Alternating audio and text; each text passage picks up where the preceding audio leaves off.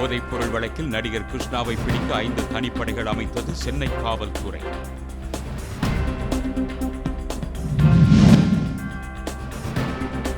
ஓசூரில் பழுதடைந்த மேம்பாலத்தில் ஊர்திகளை இயக்க அனுமதி என்ற தவறான தகவலால் கடும் போக்குவரத்து நெரிசல், காவல்துறை திணறல்.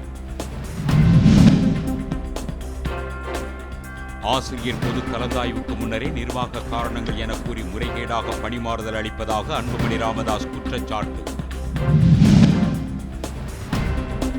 ஆனி அமாவாசையையொட்டி ராமேஸ்வரம் அக்னி தீர்த்த கடலில் ஏராளமான பக்தர்கள் புனித நீராடி ராமநாத சுவாமி கோவிலில் வழிபாடு.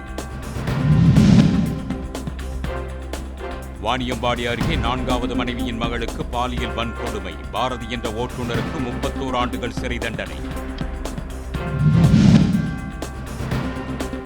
திருப்பூரில் நிதி நிறுவன அதிபரான பாலமுருகன் என்ற இந்து முன்னணி நிர்வாகி மர்ம நபர்களால் வெட்டி கொலை செய்யப்பட்டதால் பதற்றம்.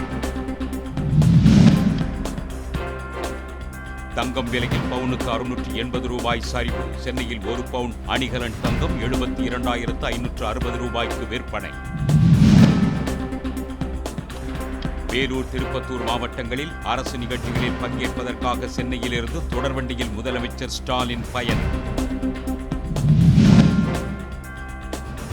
தமிழகத்தை தொடர்ந்து கர்நாடகாவிலும் மா விவசாயிகள் போராட்டம், கொள்முதல் விலையை அரசே நிர்ணயிக்க கோரிக்கை.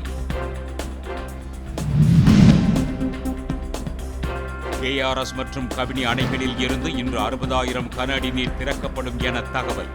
நாளை ஒகேனக்கல் வந்தடைய வாய்ப்பு.